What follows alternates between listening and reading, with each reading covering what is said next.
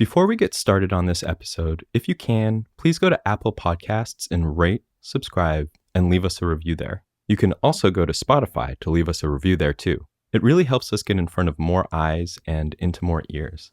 We don't have a marketing budget or anything like that for Upstream, so we really do rely on listeners like you to help grow our audience and spread the word. And also, Upstream is a labor of love. It's really important for us to keep our bi-weekly conversation series and quarterly documentaries free of charge and accessible to anyone who's interested. But it all takes a lot of time and resources. If you can, if you're in a place where you can afford to do so, and if it's important for you to keep this content free and sustainable, please consider going to upstreampodcast.org/support to make a one-time or recurring monthly donation. Thank you.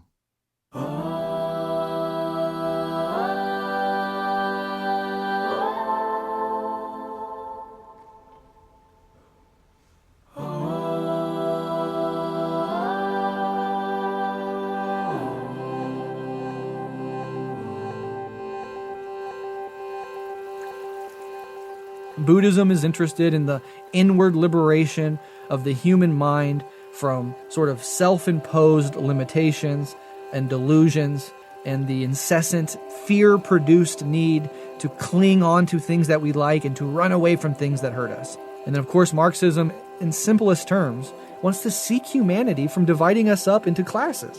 There should be, ultimately, no poor people and super rich people. There should not be a world in which we have billionaires that own everything and don't have to work, who live exclusively off the toil of other human beings, while huge masses of people suffer, live lives of extreme precarity, are brutally exploited for the billionaires' classes and the owning classes' profits, and who live half lives, deformed lives, so that the richest among us can live lives of utter luxury and opulence and unknown comfort.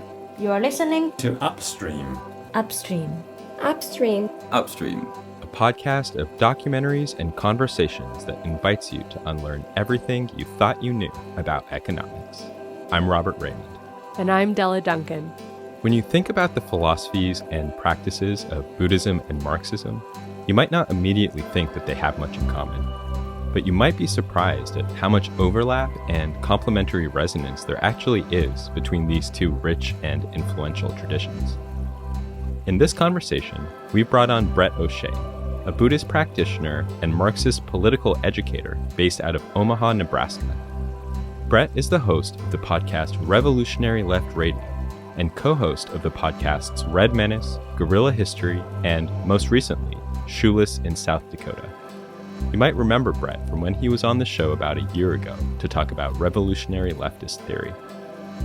In this conversation, we explore how both Buddhism and Marxism offer helpful pathways to liberation and provide a spot-on analysis of the root causes of suffering. We also explore some of the potential tensions between Buddhism and Marxism, as well as what each tradition can learn from the other. And we end with a powerful invitation for all of us to embark on the path of the bodhisattva revolutionary, to both end the internal and structural causes and conditions of suffering, and to bring forth the systemic changes necessary for the transition to a communist society based on liberation, equity, and justice for all. This interview was inspired by an episode of Revolutionary Left Radio titled Dialectics and Liberation: Insights from Buddhism and Marxism, where Breht read a speech he gave at Arizona State University on the topic of dialectical materialism, Buddhism, and Marxism. Definitely check that episode out when you're done listening to this. It's a great complement to this conversation. And now, here's Della in conversation with Breht O'Shea.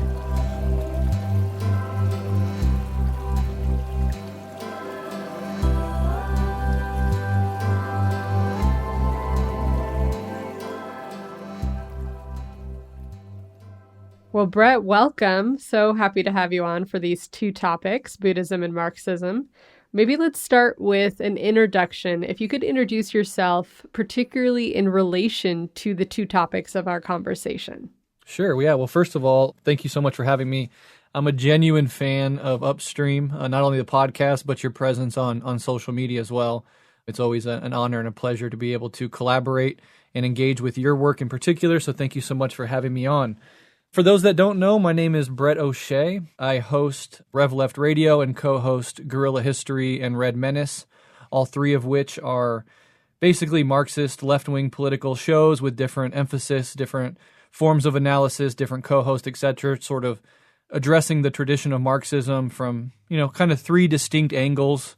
Red Menace is more about theory, Guerrilla History more about, history, and Rev Left is like casting a wide net, touching on whatever I find interesting, trying to bring more people into the left, etc. In relation to the two topics of Buddhism and Marxism, I would honestly say that they are like the core constitutive ideological approaches that really are the pillars of my worldview. Buddhism, I got into Buddhism as a late teen after a pretty intense mental health crisis and subsequent existential crises where I was just really struggling with the big issues of life. Who am I? What is this life about? What is the meaning of life? What happens when we die? And, those questions were really haunting me. And so I went on, as many people do, a search to try to find something that can begin to address those issues at the level I wanted them addressed at. And I had just through actually like friends and acquaintances and random life events gotten into and introduced to the basics of Buddhism and became very, very interested in it in my late teens and early 20s. And that's how I got into that. And then Marxism, it really arose just from, if Buddhism is me concerned with the inner world, my own suffering, my own existence, Marxism was the highest and best articulation of a politic that fit with my life experiences and my personal values. And so it was really my late teens, early 20s that these things were completely separate, but I was into them and diving deeper and deeper, spent my entire 20s not becoming, I don't ever say I'm an expert on anything, but just as somebody genuinely interested, learning and wanting to teach others what I've learned, got into Buddhism and Marxism separately, and through my engagement with both, as my understanding of both traditions deepened, I started to see some interesting ways in which they dovetail or some interesting connections in their overall worldviews that I had always, or since then, was really interested in. And then I got this wonderful opportunity to write an essay and give a speech at ASU combining these two topics. I was explicitly asked by them, could you do something where you talk about Buddhism and Marxism and their relatedness? And I was like, this is what I've been preparing, my intellectual life to do. And so it was a nice little occurrence. And so I wrote out my thoughts that I had, been developing for years in my interest in both traditions, wrote those out in my episode on Rev Left called Dialectics and Liberation. If anybody's interested, I'll certainly be drawing heavily from that. But I've also had many more discussions on Rev Left with people in religious and spiritual communities, because I think it's an important element that sometimes gets completely dismissed out of hand by Marxists to our detriment. And so I'm sure we'll get into some of that later, but that's kind of who I am and how I came to be interested in these two beautiful traditions. Wonderful. Thank you. And yeah, it was Robert told me to listen to Rev Left, particularly because I was wondering about what dialectics was and dialectical materialism. And he was like, okay, well, here's a primer from Rev Left Radio. And I was listening, and it was that moment when I was listening when I was like, wait, this sounds so much like Buddhism, like the codependent arising of all things. And so I too had this kind of like, wait, this feels very familiar. So I really appreciate the way that you're linking the two and distinguishing, and also what can the two learn from each other? It's a great prompt, great question. So let's dive in first to the synergies or connections. So what do you see as the overlaps or the synergies, the connections between Buddhism and Marxism? Yeah, I think they're very different traditions arising out of very different cultures in very different time periods of human evolution. So, and, historically there's been some conflict between them. We can think about, Zen Buddhist kamikaze pilots in World War II, the Chinese communist versus Tibet and that whole, situation. So it's like, not only on the face of them, they're so different, but even just recent history, they've seemed to be at odds. So it's sort of counterintuitive for many people to think of these two things as having a relationship. But I think they have several relationships, but the core of their synergy, the core of their overlap is, in my estimation, their dialectical worldviews. So for those that don't know, of course, this is a very big topic, and I'm not going to be able to fully flesh out the entirety of dialectical materialism here, but I have many episodes on Rev Left and Red Menace, walking people through the complexities of dialectical materialism and historical materialism for those that really want to dive deep into it. And of course, in my Dialectics and Liberation speech, I also give a pretty good primer, I think, on what dialectical materialism is. And I use evolution via natural selection to sort of highlight the dialectical worldview. But in short, a dialectical approach to the world, particularly as articulated in the Marxist tradition, is one that apprehends all phenomena as fundamentally in motion, as interconnected and in relationship with all other phenomena. This idea that higher levels of existence are rooted in and emerge from lower levels. You can think of humans evolving out of lower primates. That contradictions between and within phenomena propel their evolution, and that this process of evolutionary advance is governed by laws which are knowable.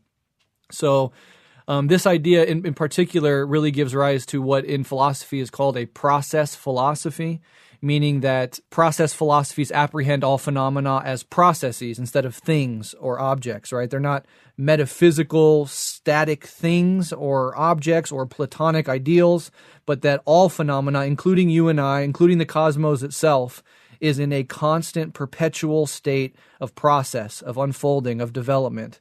And so in that way, both Buddhism and Marxism are process philosophies. And the dialectical worldview within Marxism is well known and understood. It's a core feature of the tradition. In Buddhism, they don't use words like dialectics, right? These are phrases that come out of European philosophy, German philosophy in particular, out of Hegel. Buddhism existed thousands of years before Hegel or Marx existed. But some core ideas within Buddhism are certainly dialectical. One, and there are many, but some that I highlight are no self or emptiness, which is this idea within Buddhism that nothing, including us, has a permanent, unchanging essence. There is no unchanging, abiding self or thing at the center of our subjective experience, and there is no permanent essence in any given, seemingly static object or thing. And, of course, the other idea within Buddhism that I highlight is dependent origination, which is this idea that everything, including you and I, including the cosmos, including the earth, everything you can think of, is the product of near infinite causes and conditions coming together to allow something to exist. So one of the examples I often use is, there's several, but we can talk about biting into a peach, right? On one level of experience, it is a static thing in your hand that you bite into, and this is a peach, and then you digest it, and that's it. But what gave rise to that peach? Well, through the concept of dependent origination, we can see that in order for that peach to exist at all, there had to be fertile soil. There had to be storms that bring in rain. There has to be a proper amount of sun. And then when you go back and say, well, how is the sun there? How do storms happen? You begin talking about, cosmology, physics, gravity. And so you can quickly, just from starting from something as simple as a piece of fruit in your hand, elaborate to the entire universe. That in some sense, the entire universe comes together to produce this thing here and now, which in and of itself is a process, because a peach, it starts as a seed, it grows, it becomes ripe. If you don't eat it, don't consume it, it decays and goes back into the earth as organic material. If you do consume it, it goes through your bodily processes, which extracts nutrients, giving you more life and energy, etc. So this idea of dependent origination is a really powerful and core feature of Buddhism. And outside of Buddhism, we can also think of a political context in which we can understand dependent origination and its power of analysis, because we can think about what we're told about billionaires, about rich people. What are we told in capitalist society? We're told that people are rich because they work really hard, they grind it out, they're talented or they're geniuses who, through hard work, pulling themselves up by their bootstraps and determined grit, amass an amazing amount of wealth. But we know as socialists that all of that wealth and the very existence of a billionaire in and of itself is dependent upon a near infinite amount of causes and conditions. There is no billionaire without an army of workers and consumers. There is no wealth without countless generations of human toil by people that will never know their names and never remember their faces. In order for one man to amass all of that wealth and then to turn around and tell us he did it all by himself is, flagrant, fallacious, absolutely absurd by logical standards, by Marxist standards, and certainly by Buddhist standards through this concept of dependent origination. So you can see here that, both Marxism and Buddhism, very different traditions, very different cultural contexts, but both are basically advancing a worldview that is inherently dialectical. And because of that, you can take certain Marxist ideas and make more sense of them within Buddhism and vice versa, which perhaps we'll get into here as this conversation develops. Yes, thank you for that. I'm recalling in a meditation once, a teacher once said, okay, when I say, may I be well, we mean not the I, but, the phenomenon that is sitting here, the countless coordination of the many beings that are teeming on the surface of my skin and my gut, but also the phenomenon that is colloquially referred to as I, or Della, right? And that really nailed that point home for me.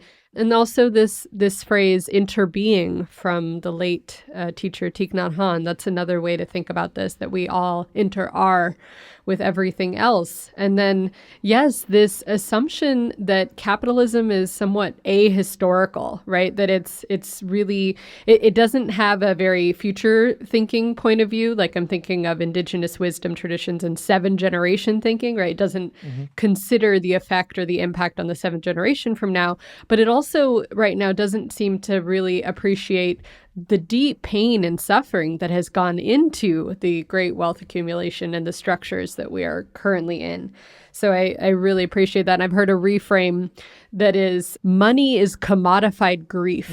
What if we saw money as commodified grief? To me, that speaks to the historical processes of those who have so much wealth, that it comes from both primitive accumulation, but also processes of ongoing accumulation that, of course, come from deep suffering. So just, uplifting things that you're saying. Yeah. I think that's incredibly profound and very on point. And again, I was talking about the billionaire, but what we see more broadly in our society is this hyper-individualism, this worship of the self, and this idea that everybody is a truly unique individual that gets what they deserve. So if you're poor, people won't come out and say it these days, but basically the idea is you're not morally worthy. You didn't work hard enough. You weren't smart enough. You didn't do the right things. And so the position you're in is wholly and exclusively a product of your own failings. And the opposite is true if somebody's rich. They got there because they worked really extra hard. They're way more talented. They applied their talent in the right way. And so we can see how capitalism just re-entrenches this idea of all of us as individual little islands unto ourselves that either make it or break it. But in reality, when you look at you or yourself, what are you really? You are a product of everybody you've ever come across. You're a product of your culture, the ideas that it gives you. You're a product of the genetics of your parents. You're a product of your early socialization. There is nothing about any one of us that is disconnected from the panoply of causes and conditions that gave rise to us. And so for us to then say, this is all mine, or that's all your fault, it's silly. And Marxists know this because we shift from individual failures to structural analysis. And Buddhists know this because they undermine the very idea that there's a separate abiding self that is called I, that actually exists. They undermine that entire idea and show how all of us are processes and dependent on dependent origination. So, yeah, I think there's so much there. You could have an entire discussion just about the implications of dependent origination. Yes. And I'm also hearing just the power of systems thinking, thinking systemically, both in terms of time, but also in systems. So let's go into the aim of Buddhism and Marxism. They both share it, of liberation. So what does that mean, liberation, to each of these paths or each of these philosophical practices? Yeah, and that's another synergy that I point out, of course, the dialectical worldview, process philosophy, but also this idea that both of these traditions in very different ways, but in complementary ways, seek liberation. So for Buddhism, there's an inner liberation, and for Marxism, there's an outer liberation. And we also understand through dialectics the need to bring the outer and the inner together in the unity of opposites, right? There's no night without day. There's no up without down. There's no inward without outward. So Marxism can definitely account for an analysis of the outward, and Buddhism can definitely account for an analysis of the inward, but they really shy away from doing the opposite. You don't hear Marxists talking about the self and the I and, the individual's experience. And you don't see Buddhists talking about the structural development of capitalism out of feudalism, right? Because they're fundamentally aimed in different directions. But I like to bring them together and see how there's a totality of liberation that can be achieved by these two seemingly different traditions. So in Buddhism, what do they mean by liberate? What's liberation within Buddhism?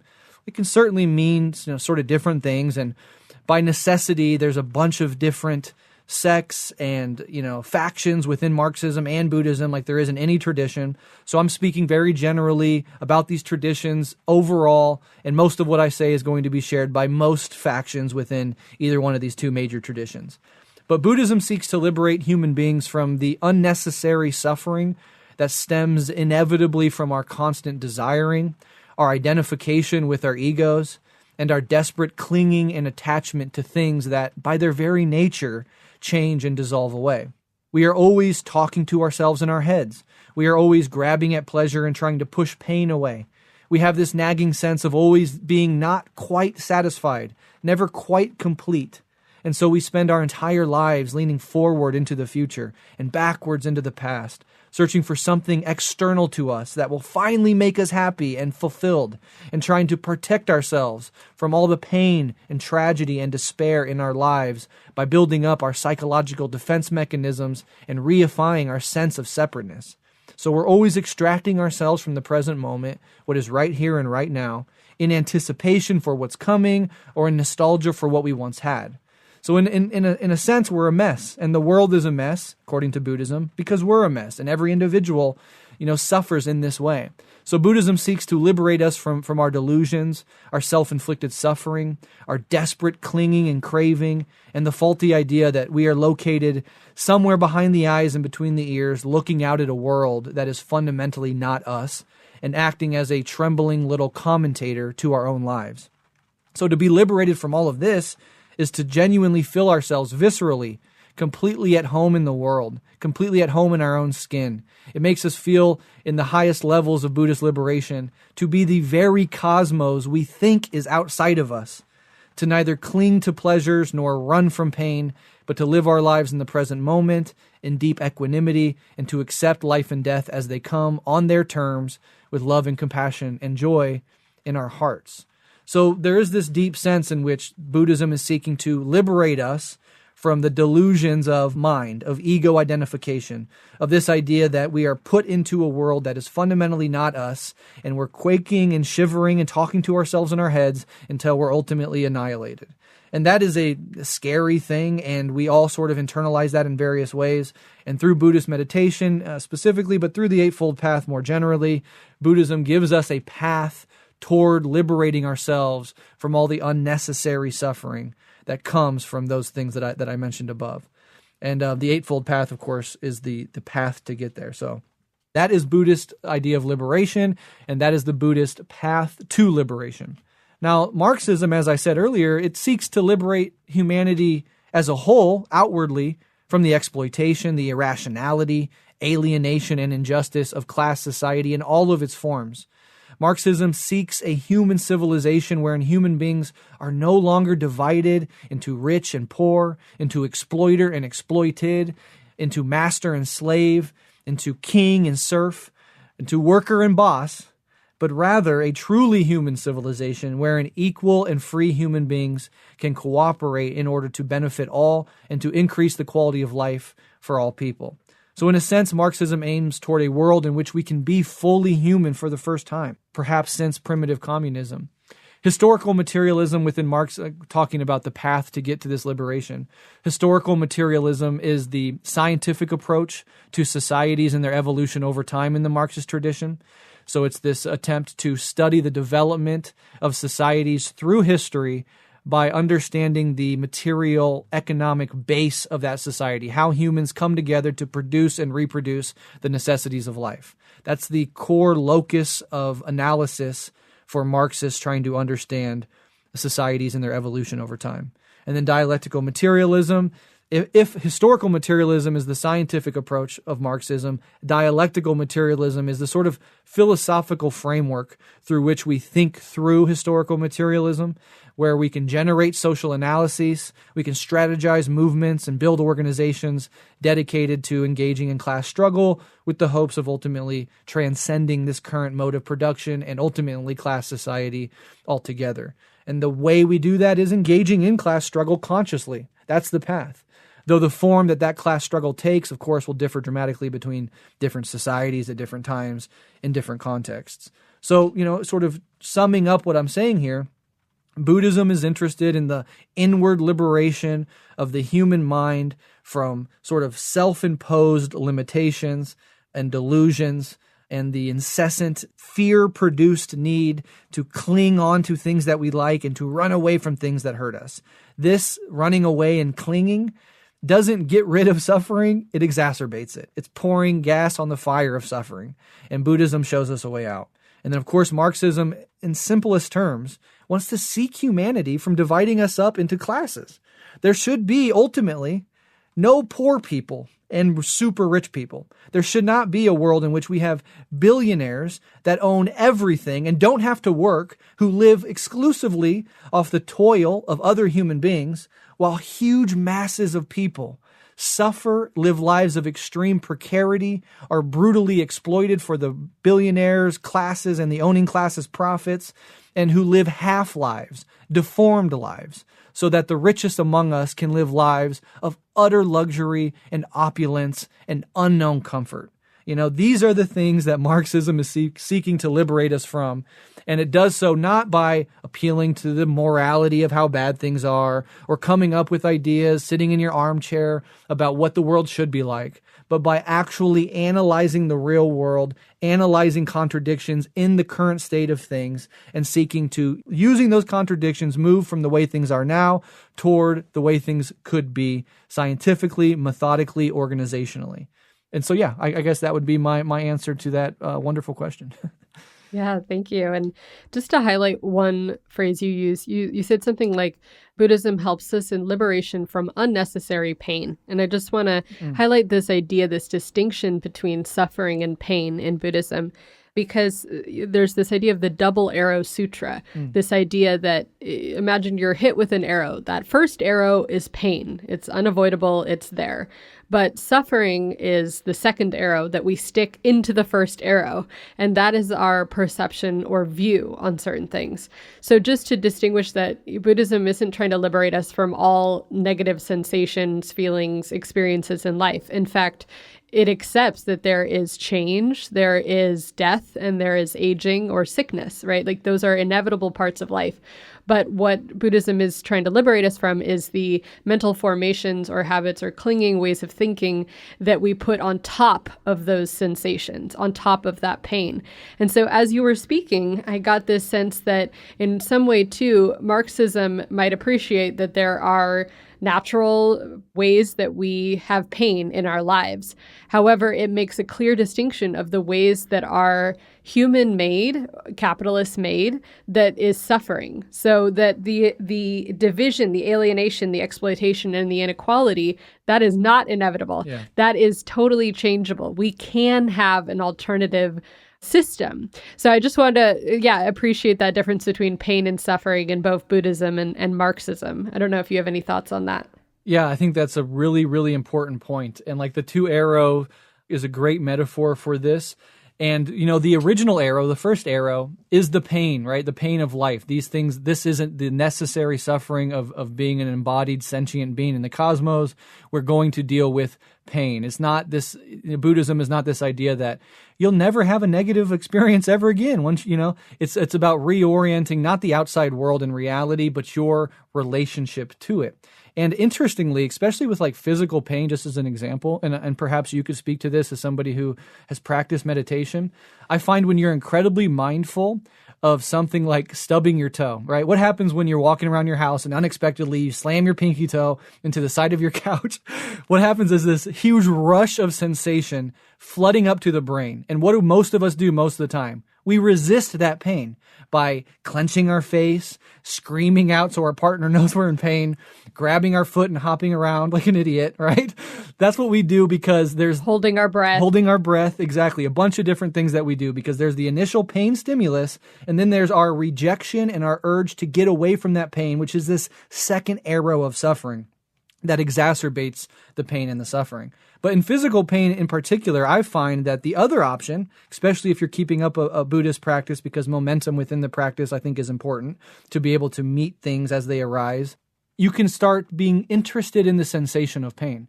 Now, you slammed your toe into the couch and your body is being flooded with signals that say you need to start grabbing your foot and hopping around screaming cuss words. But if you can hold back on that reaction and just become curious of what actually is this pain, what is this sensation, you can start to break pain apart. You can start to see its constitutive parts, and what is really there is just intense sensation. There's not really, there is pain, of course, that is what we call those intense sensations, but if you can disassociate that concept and just sort of address and look at and face the sensations themselves, I find that you can even turn physical pain into at least an interesting sensational experience. And that right there is not eradicating the sensations, but is refusing the second arrow, is refusing to suffer by rejecting and trying to wiggle out of and escape the pain that's there.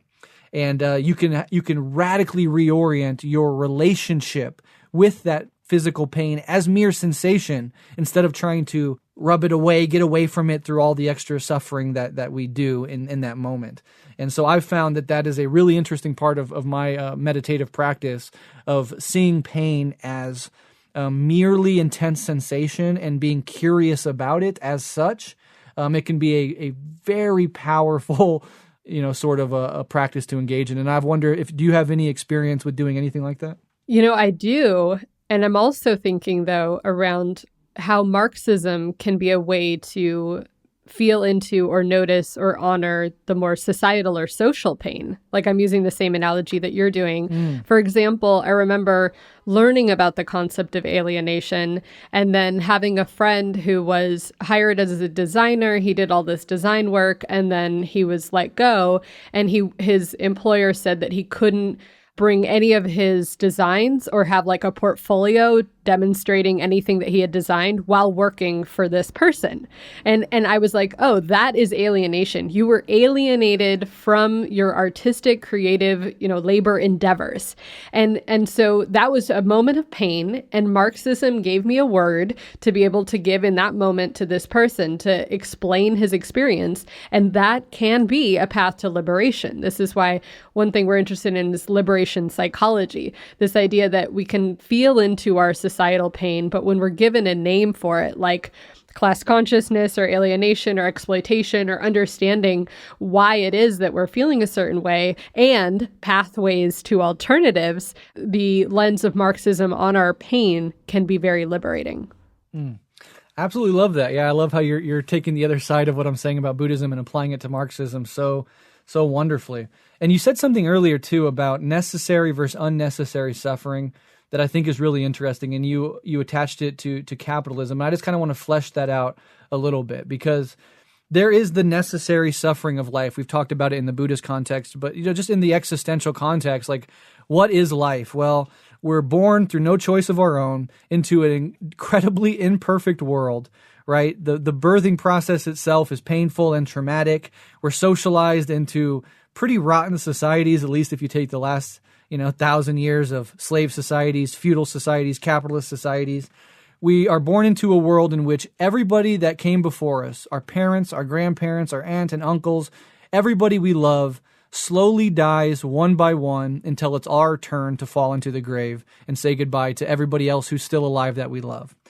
Life already is suffering. And these are this like life and death thing, and our grappling with it is a necessary part of our existence that can never be washed away. We can never get out of the fact that we are finite creatures in a finite cosmos, and we one day will die after watching everybody we love die. That is horrific, but the true state of things at some level. Then on top of that necessary suffering in the capitalist epoch is all this other suffering that nobody should have to put up with. It's not necessary. It is imposed socially, culturally, systematically on us. And that is the suffering of not being able to get health care because you can't afford it. You know, the suffering of having a low self-worth because you live in a society with minimal class mobility and you were born into a lower class family, but our society tells you if you're not rich and successful and, you know, famous, then your life is a failure, and you internalize that not as a structural problem of, you know, capitalism, but often people internalize that as a character flaw, as I did not live up to my potential, I did not make it. And, you know, you struggle to pay bills, all the indignities of, you know, having your house foreclosed on, losing your job and your sense of self-esteem and your ability to provide for your family, right? And then you go and turn on the TV and you're dazzled by this spectacle of people in Ferraris and Bugattis with, you know, $450,000 watches like DJ Khaled, you know, more money on his little wrist than you will ever have in your entire life and your kid's life combined at any one time. This is the unnecessary suffering imposed on us by a class society. And of course, I'm talking about capitalism, but think about feudalism. Think about ancient slave societies. All class societies divide people up into categories of exploiter and exploited, as I was saying earlier, rich and poor, etc. That entire structure of imposing class divisions on humanity causes so much unnecessary suffering, whether it's feudal, slave, or capitalistic. And so I think that dichotomy between necessary and unnecessary pain and suffering has a lot of traction, whether we're talking about Buddhism or we're talking about Marxism. You're listening to an Upstream conversation with Breht O'Shea, host of Revolutionary Left Radio and co-host of Red Menace, Guerrilla History, and, most recently, Shoeless in South Dakota. We'll be right back.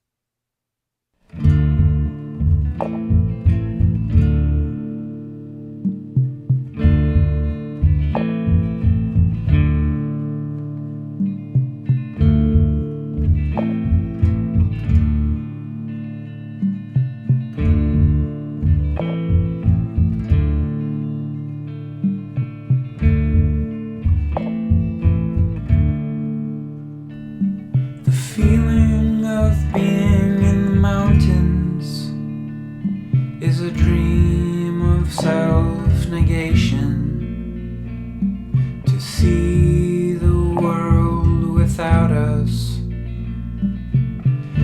how it churns and blossoms without anyone looking on.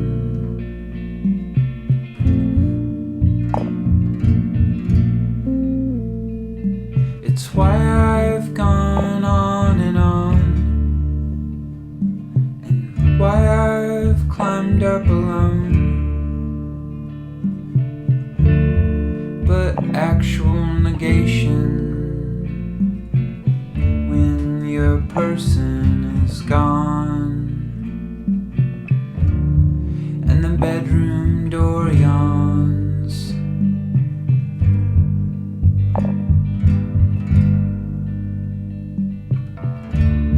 there is nothing to learn.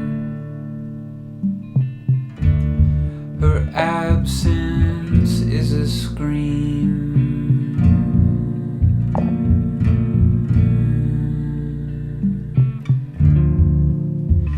Saying nothing.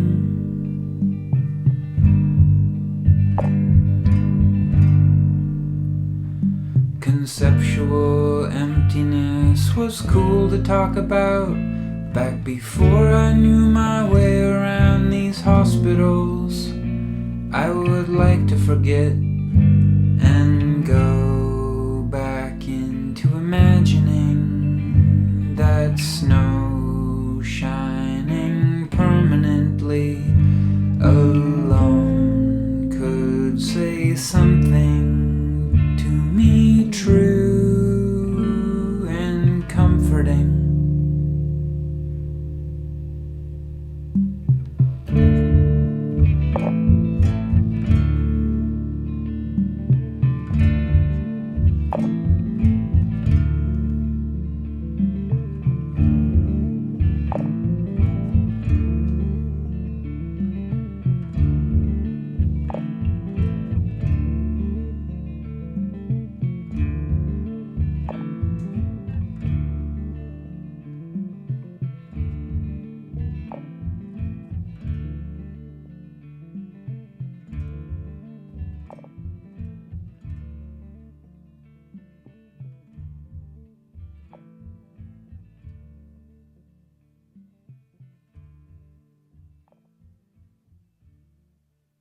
That was Emptiness Part 2 by Mount Erie.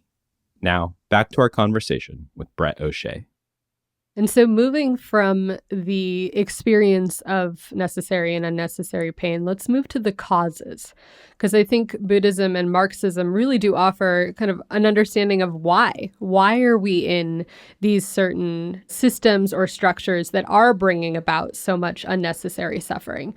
So can you tell us about the three poisons in Buddhism and how it also relates to a Marxist view, and looking at this in the relationship between the causes of the unnecessary suffering that we are experiencing under capitalism? Yeah, absolutely. And I'd love to get your thoughts on this as well. But within Buddhism, the three poisons are known as greed, ill will or hatred, and delusion. So let's do greed, ill will, and delusion. These are the three poisons. And they are features of the unenlightened human mind. And when they are present in the mind, and importantly, when one is identified with them, they wreak havoc on an individual psyche. They bolster the ego delusion and create suffering for all involved. And while Buddhism talks about this stuff almost exclusively in terms of the mind, your own personal struggle with your insatiable greed, you're desiring and wanting things, and like the ugliness that comes out when you have a chance to grab what you want, even if it's at the expense of somebody else, or ill will in the way our ego finds people to hate and be disgusted by and want to hurt, and delusion, all the ways in which we're ignorant about how reality actually is and how that ignorance of reality drives our own suffering and makes us actually the perpetuators in so many ways of unnecessary suffering within ourselves. So while Buddhism, again, talks about this exclusively in terms of the mind, I think it's quite natural to argue that if most people, as Buddhists say, are susceptible to these poisons, that when you get a bunch of people who are susceptible to these poisons together in a society, they can be instantiated not just at the individual psychological level, but also on the collective social political level. And so it's my argument that capitalism, in many ways, institutionalizes, not creates, these three poisons, because the Buddha was talking about these three poisons being present in the human mind, 2,500 years ago, but institutionalizes them, attempts to naturalize them, and then by doing so exacerbates their intensity on both the individual and the collective levels. So, what is greed under capitalism if not the urge to profit at all costs, right? When you're a CEO of a company, structurally, you have a fiduciary responsibility to increase profit margins for your shareholders as much as you possibly can. And if you start getting sentimental about how you're treating the workers or how the environment's being degraded by the poisons you're producing, and you start thinking maybe we should pay our workers a little bit more and maybe we should, put a few more of our costs and our revenue towards blunting our terrible environmental impact, what's going to happen? You're going to be fired and replaced. And so I think it's important when we're talking about greed in the Buddhist context, this is an individual problem, the person that's greedy, but structurally, this has been institutionalized. So it's not just an individual problem. And if an individual in a certain position of power within the capitalist hierarchy decides that he wants to fight against the greed in himself or in his company, he will be easily replaced. And this is why structural analysis is more important than moralism. A lot of times you'll hear a liberal say, oh, Jeff Bezos, or enter billionaire here, is so greedy. If only we had a less greedy person that was more willing to share his revenue with Amazon workers and all of this, like this greed of this guy is terrible. But it's not the guy. Of course, the guy is also greedy, but he's incentivized by an entire structure to be as greedy as fucking possible. And if you're not super fucking greedy, you don't maximize profits at all costs, you will be replaced. And then there's ill will. What is ill will, if not, in the capitalist context, the colonial expansion, the genocide, the slavery, the primitive accumulation that it took to build capitalism, the closing off of the commons, and then the modern day imperialist wars and brutality and bombings going on right now as we speak that maintains the domination of the American empire and its fundamental value of protecting corporations and their ability to profit at all costs. This going out to Iraq, destroying an entire country, turning it over, ruining countless lives, going over to Afghanistan, doing the same, all for nothing, really. What was gained by humanity, by the people of Iraq, by the people of America, by these adventures? Absolutely nothing. What is delusion, if not the ideologies that come along with capitalism, right? Marxism tells us that the ruling ideas in any epoch are the ideas of the ruling class. This is what we mean Marxist-wise when we say ideological conditioning, ideological propaganda. We are given the values and ideas of the ruling class and then internalize them as our own. So you have a guy who's making $30,000 a year arguing against raising taxes on the rich or against universal health care, not because it's actually in his direct financial interests, but because he has been conditioned with an ideology of our rulers who want to profit more than they want to take care of human beings. So these are just some examples. We could sit back all day and think about the ways in which delusion is instituted in capitalism, the ways in which ill will. I mean, one way that jumps to mind right now, ill will, is like the intense competitive nature of the free market, where you and your coworkers are alienated from one another and you're pitted against one another for who's going to get that promotion, right? Or you're on the unemployment line and somebody comes up to you and says, hey, I'll hire you at my job because my workers are striking. They want $15 an hour. That's disgusting. I'll pay you $10 an hour to come scab. It's better than the $0 an hour you're getting. And so in so many ways, and these are just a couple that jump to mind, we're pitted against our fellow human beings for the interest of other people that are not us or the people we're pitted against. It's for the interest of a ruling class that profits from us being pitted against each other. Another thing that jumps to mind, racism. You cannot understand class divisions and capitalism within American society in particular without understanding the role that racism has played historically and presently in pitting working class, desperate people against one another for the benefit of people that are not us. And so in all of these ways, these things are already present in the human mind. They manifest through history in different societies and different cultural contexts. We could make this exact same argument for the feudal context, right? Greed, ill will, and delusion. How did those things manifest in feudal monarchies? How did they manifest in ancient slave societies? Wherever there's class society, these things are institutionalized in one way or another. But we live under capitalism, and so those are some of the ways that capitalism institutionalizes those three poisons. Now, from a Buddhist point of view, and this is some of the limitations of spiritual communities in particular, is you'll often hear, and I'm sure you've heard this too, yes, but you can't go out and do anything really about it. The best thing you can do is not attack necessarily the institutions that incentivize these things, but to root it out in your own mind. And there's some truth to that. If you did the work of, following the Eightfold Path and uprooting greed, ill will, and delusion within yourself, you are going to be a better neighbor, a better partner, a better father, mother, husband, wife, friend, community member, right? You might even inspire a couple people in your life to do the same. Wow, this transformation and so was so profound. This meditation has changed their life so much. Maybe I'll get into it, right? And even if you don't, you're creating good vibes and good karma to the people around you because you're not dominated by greed, ill will, and delusion. But that has limitations. And the idea that everybody or most people in the world are going to sit down and meditate their way to uprooting greed, ill will, and delusion in enough time to save humanity from the environmental apocalypse or nuclear war or whatever, I think is incredibly sort of naive. And so it's important in its own right, but you have to have both sides of that puzzle. We have to not only work on uprooting those things within ourselves through meditation practice, but we also have to find ways to challenge those things on the institutional, structural, and collective levels through political organization and struggle.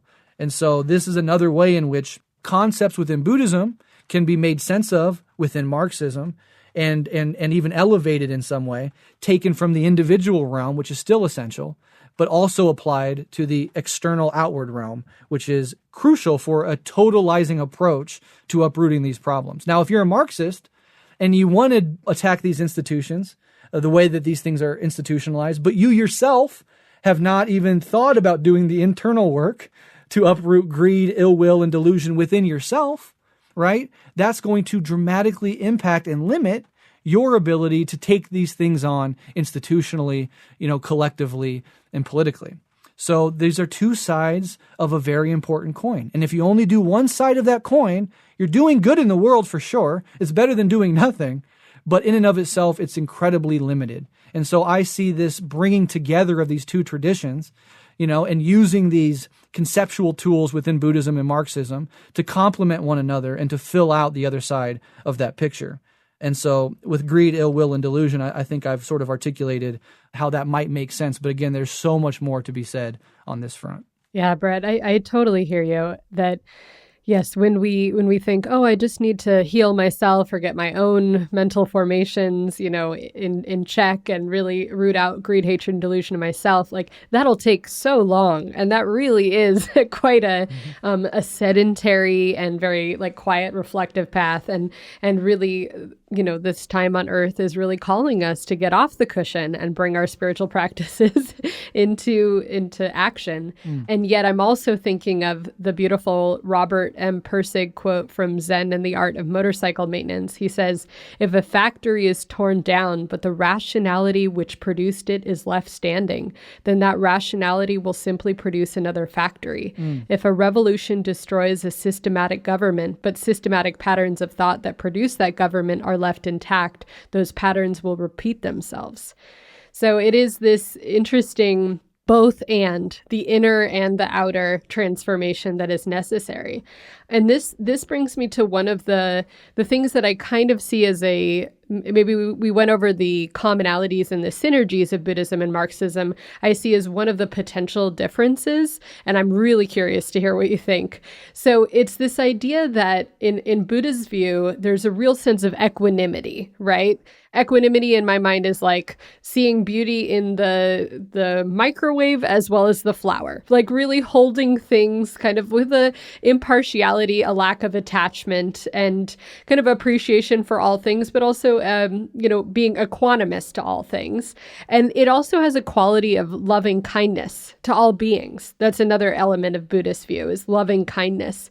And the delusion part of Buddhism, the rooting out delusion, is rooting out a sense of like othering, like separation and othering. And so then when I think of Marxism, and at least some of the words and phrases that are used, like class war, class struggle, right? It has a very oppositional frame. Like there is us and them.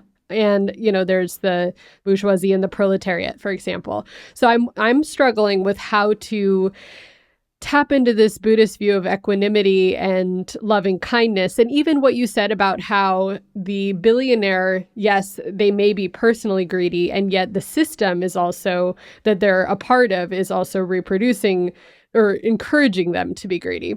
So I'm holding that with this very also helpful view of understanding who are capitalists and what is that separation and the very real class struggle.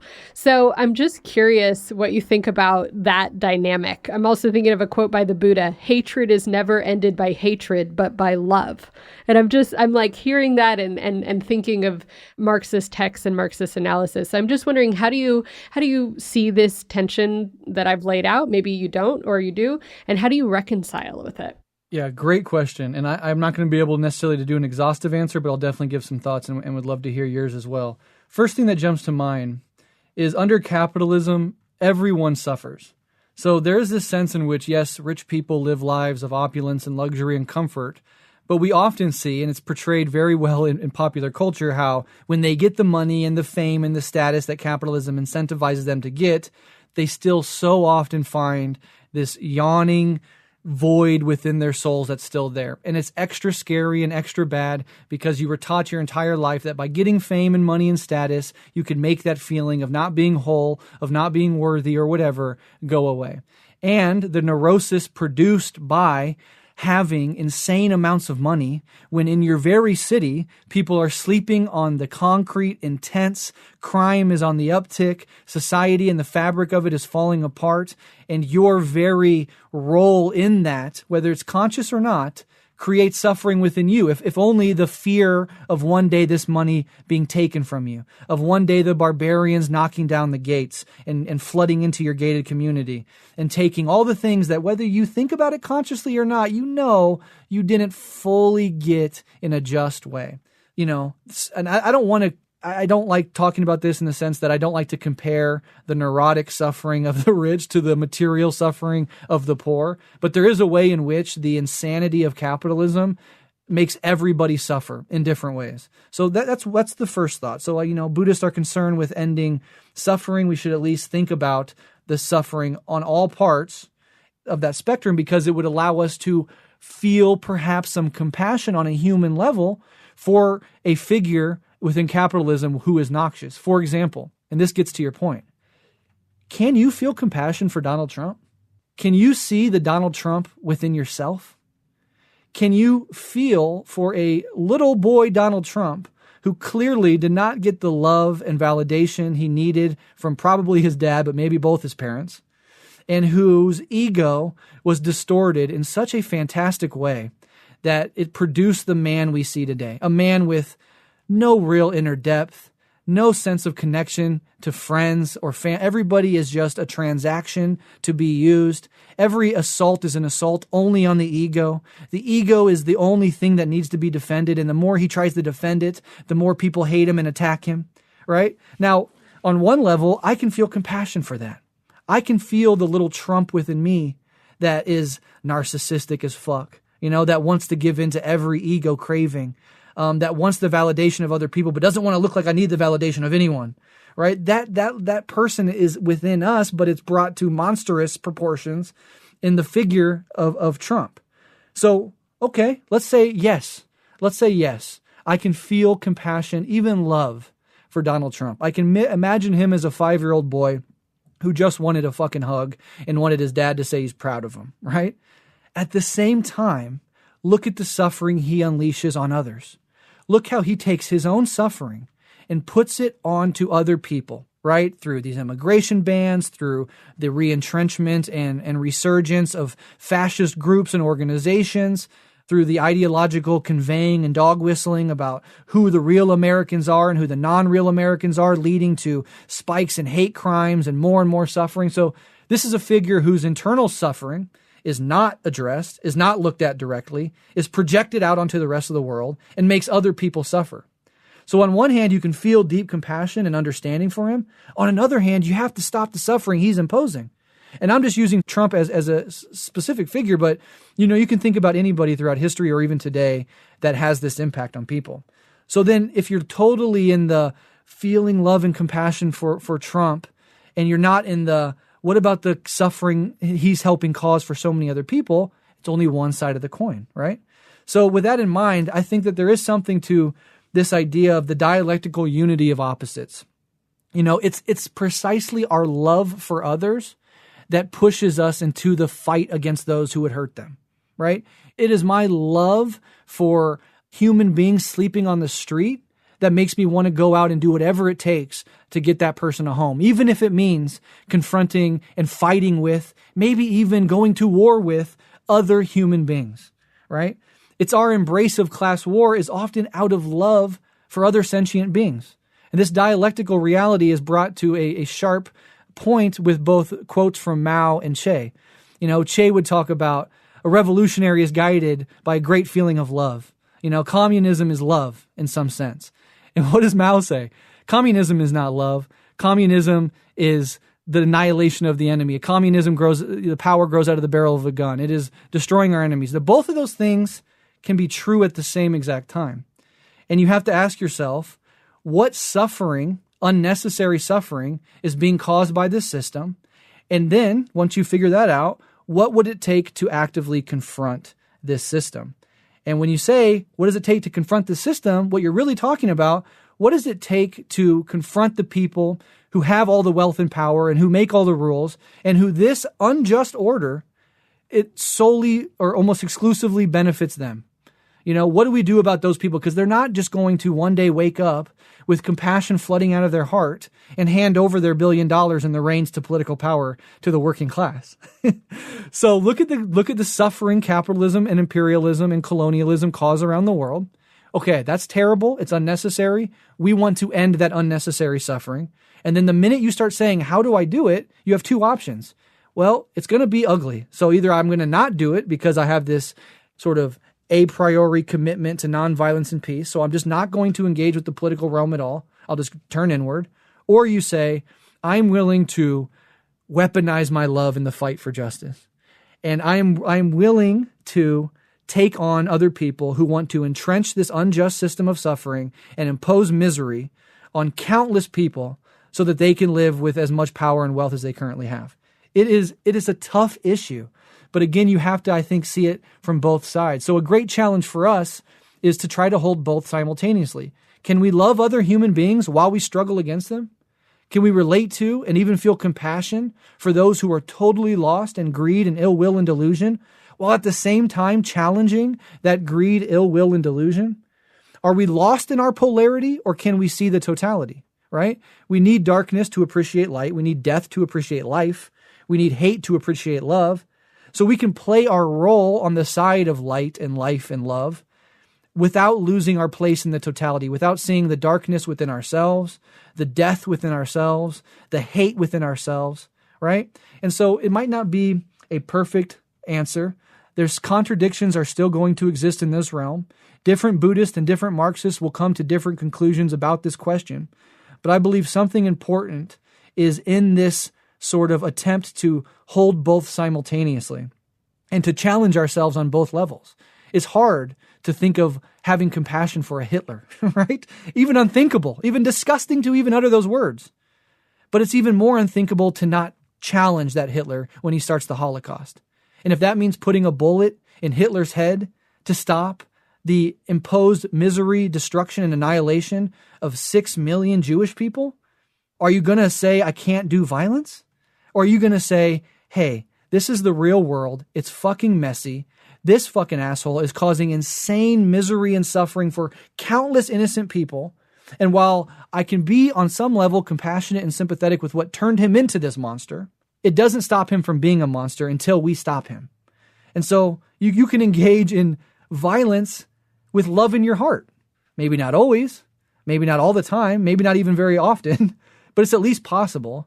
And if that's a possibility, I think it's a possibility that we should think very deeply about. But again, I'm really curious to hear your thoughts on that.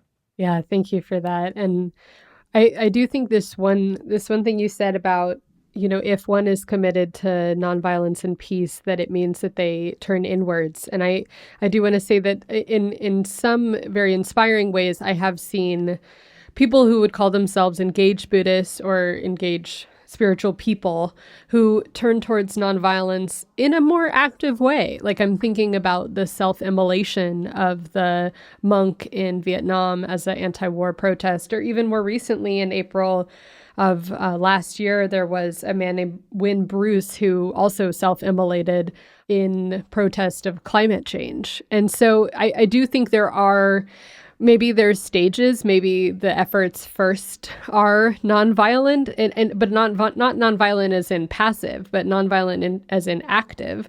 If it's possible to prevent the bullet to the head of someone first. I don't know if you have any thoughts on that, but I do find a lot of courageous actions of nonviolence in particularly the engaged Buddhist world. Yeah, I agree with that, and I think it's a beautiful thing. I think if you can achieve your goals through peace, that is always and everywhere the preferred option. And there have been historical movements that have, successfully sort of, I don't want to say, but kind of weaponized peace. You can think of the civil rights struggle, the MLK side of the civil rights fight that was very dedicated to this idea that we're not going to fight back. We're going to be incredibly peaceful. They're definitely going to get violent. They're going to brutalize us, and we're going to use our own brutalization. It's kind of like self-immolation on a lower level, right? We're going to let ourselves be hurt and beat up and sometimes even fucking killed, and we're not going to fight back. We're not going to meet hate with hate. We're going to meet hate with love.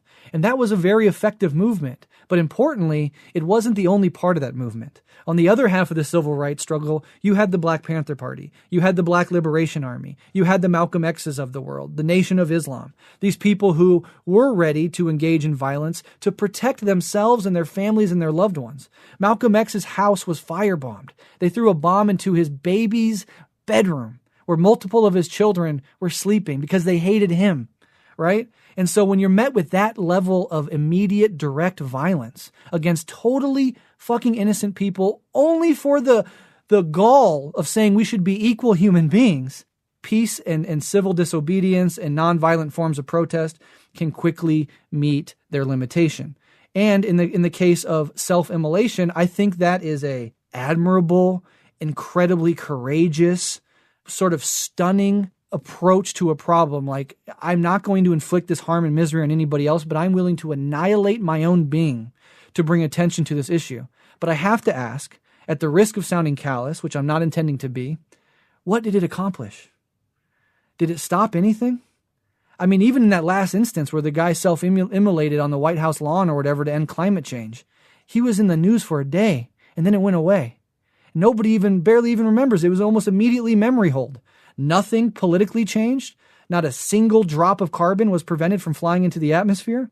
And so while it's noble, admirable, fascinating, I can't even imagine the courage and bravery and selflessness it takes to take a stand like that, there's also the question of efficacy. And that really has to come in with it.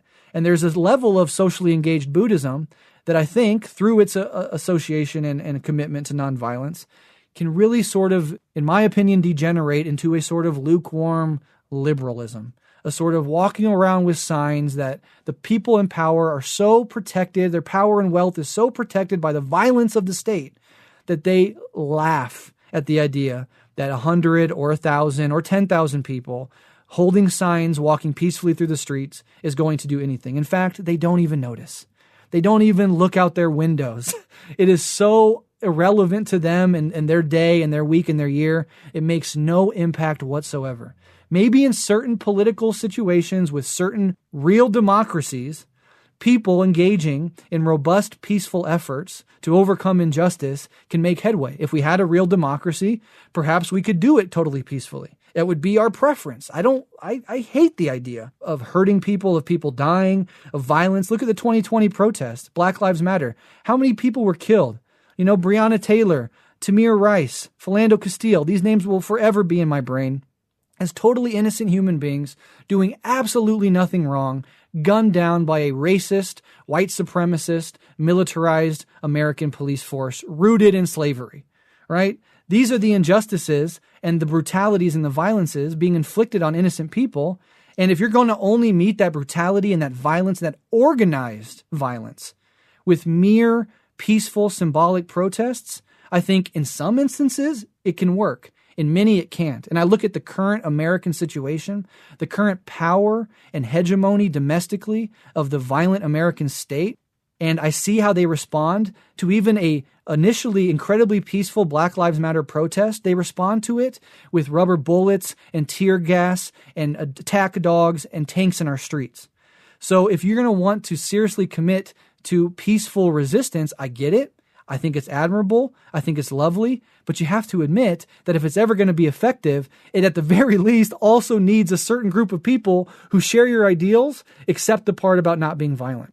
Because when you try to take power and money away from the most powerful, wealthy people in the world, they will meet you with violence every time. And if you're going to meet them with your hands in the air, you're going to get shot in the face. And again, I have deep love and appreciation and admiration for people who engage in that, but I think there are deep limitations to it. And if you're really serious about changing this world, eventually, when you get to a certain, we should do it as peacefully as we can. And we should never be the first to start the violence. But the moment you get too far, you will be met with extreme, insane violence. And you're going to have to at least think very deeply about how you and your organization and your movement is going to react to it. Having said that, there are a whole bunch of terrible things that come with non-peaceful protest and militant forms of activism. It immediately escalates the violent sort of spiral. Good people are killed. Innocent people who might just be associated with your organization often get killed, right? With Black Lives Matter and stuff, there was like these hate crimes against black people, for example. Not the people out on the street necessarily, but just because people were angry at the idea that black people in general were standing up for their rights, would take it out on any random black person. And that's in the context of, Black Lives Matter was both peaceful and militant and had both sides of that coin. And innocent people catch the backlash often. So again, neither side of this coin is without its own specific deep issues. And again, I come back to this idea of granting legitimacy to both sides of that coin and to seeing how one side helps bolster the other and vice versa. And then quickly on the question of violence in general within Buddhism, what if you are, just a classic example, in America, this is all too classic and all too common, a mass shooter, right? Nonviolence. I don't believe in violence. I cannot hurt somebody else. But this person is actively hurting innocent people. So do I set aside my commitment, my laudable and admirable commitment to peaceful resistance and take this person out because they are hurting others? Or do I stick to my peaceful protest, maybe stand in front of him, maybe be one of his victims, maybe prevent him by killing me. He doesn't kill an extra innocent person. But you can see how that has limitations, and you can see how it would not be unjust to take out that mass shooter with extreme violence and prejudice to save others. And that is always the question of violence. That is always the ethical conundrum of violence, is how do you not use violence against somebody who is so willing to use violence against people you care about, love, and who are totally innocent. So this is a very complicated picture. But again, I go back to, we need both sides of that coin. Thank you. And I really just appreciate the delicateness of this question and really the nuances, because it really is a complex question, and yet very, very alive for our movements and activism, and also for thinking about how do we get to the future, the post-capitalist communist economic system that we want to have. So these are really, really delicate and great things to speak through. And so I want to ask about the bodhisattva revolutionary, because it's also related to this. So this idea that you've offered in your talks is that combining, right, communist revolutionary and the bodhisattva path. And so would you tell us about that idea and also frame it in terms of invitations for our listeners? Like, how might someone listening start on this path or act on this path inspired by this transition, this change that we want to see? Sure. Well, for this, I think I am just going to read directly from that essay. It's only a couple paragraphs. It's my concluding essay, but I really think I try to tie everything together very well and answer all your questions in one with this. So let me read this out, and then I would love to get your thoughts on what you think about this idea. And this is just an idea that I came up with when I'm thinking about Marxism and Buddhism and the ways they interlap. As my concluding sort of call to arms, if you will, I advance this idea of the bodhisattva revolutionary. So let me just read this last part that I wrote about it and flesh this out. So today I've argued that Marxism can benefit from a sincere engagement with Buddhism, and that Buddhism in turn can benefit from a sincere engagement with Marxism. I hope I've outlined effectively the primary goals of each tradition, the ways in which their philosophical orientations share a deeply dialectical lens, and the ways in which each tradition could benefit and deepen the other. To end, I want to leave you with an image, an archetype, if you will, that synthesizes everything I've said here today into a template that each of us, insofar as we are more or less convinced of what I've been arguing for, can adopt and strive to fulfill. This archetype is what I call the bodhisattva revolutionary. Now, we all know what a revolutionary is. It is someone committed to confronting the injustice and inequality and suffering that are ubiquitous in class society, and working to build a better, more just, more equitable, egalitarian world. The revolutionary is selfless, dedicated to the people, and shaking with indignation at every injustice. Figures like Che Guevara, Thomas Sankara, Rosa Luxemburg, and many, many others jump to mind. All of these people mentioned were also willing to pay the ultimate price for their vision of a better world. All three of them were brutally murdered by agents of the status quo, of capitalism, of fascism, of imperialism. Their images are seared into our brains, and we strive to contribute even a fraction of what they did to the project of building a better world. Now we must combine that with the image of the bodhisattva, that figure within Mahayana Buddhism who, in one telling, is an already enlightened being who, out of pure loving compassion for other sentient beings, remains in the cycle of samsara and forgoes nirvana simply in order to save others. Now, that version might be too ideal for many of us who are anything but enlightened, and of course, I count myself among the unenlightened. The other version of the bodhisattva is a little more realistic.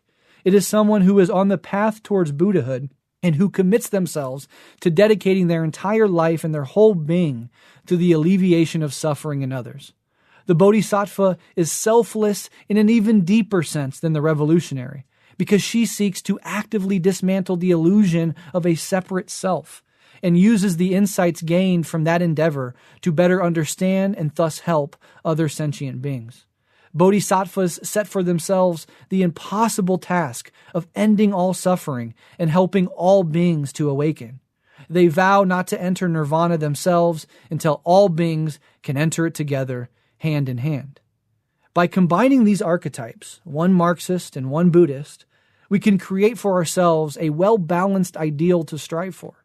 Instead of dedicating our lives to careerism, the accumulation of wealth, and the pursuit of high status within the capitalist framework, as we are trained to do, we reject all of that and dedicate our lives instead to alleviating the suffering of other beings, confronting courageously the forces of oppression and hate and greed, and toppling structures of domination and exploitation and suffering in order to build an egalitarian civilization rooted in interconnectedness, justice, truth, beauty, and solidarity. A world where no one sleeps in the gutters. A world where no one goes without health care or food. A world in which no one goes without an education. And a world where no one suffers in totally avoidable and unnecessary ways so that others may live lives of extreme opulence. So let us all strive to embody within ourselves the bodhisattva revolutionary ideal. And that's kind of how I ended the speech and tied Buddhism and Marxism together into a practical template that any individual can strive to work towards. And I think, again, going back to this idea that we've been, batting around this entire conversation of both sides of the coin, I think the Bodhisattva revolutionary really embodies that idea of having both and using both to end suffering in all the unnecessary ways that it exists internally and externally. Yeah, thank you for that. And just to highlight some of the things from this conversation that I'm taking with me, one of them is, I really love what you said about that under capitalism, everyone suffers. And I think about the book, The Spirit Level by Kate Pickett and Richard Wilkinson, and about this idea that under capitalism, everyone is worse off in terms of physical and mental health, in terms of drug abuse, trust, discordance with neighbors, violence, etc. And so it's this idea that we can do something different and that it would be better for everyone. So that was a really heartening thing. And then I also recalled the Tibetan Shambhala warrior prophecy, as you were speaking about how the billionaire may be greedy, but it's really the structures that they are acting in that also encourages and enables their greed. In the Shambhala warrior prophecy, the Tibetan prophecy, they say that our weapons are monomaya. They are made by the human mind, and therefore they can be unmade by the human mind. So capitalism is not necessary. It's not ever present, right? It can change. We can have something different. So not only can we have something different, but it would be better for all.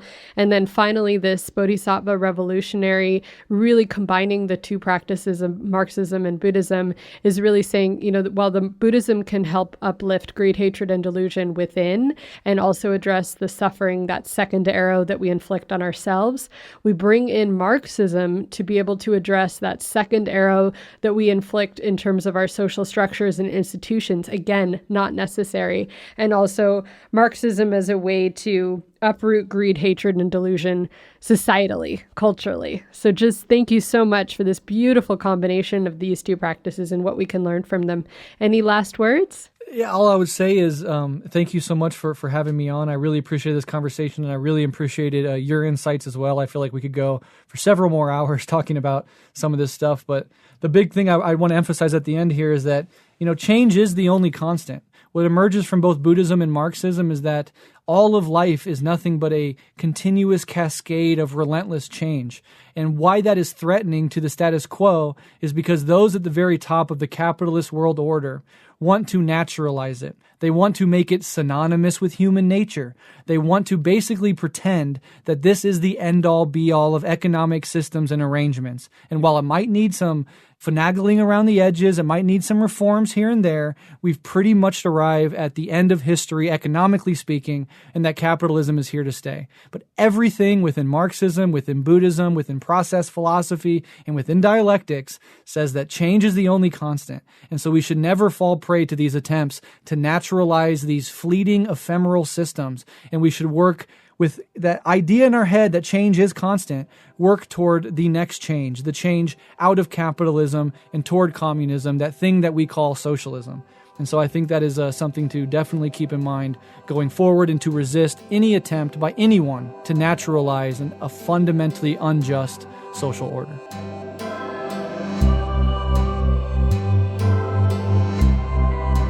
You've been listening to an Upstream conversation with Breht O'Shea, host of Revolutionary Left Radio and co-host of Red Menace, Guerrilla History, and, most recently, Shoeless in South Dakota.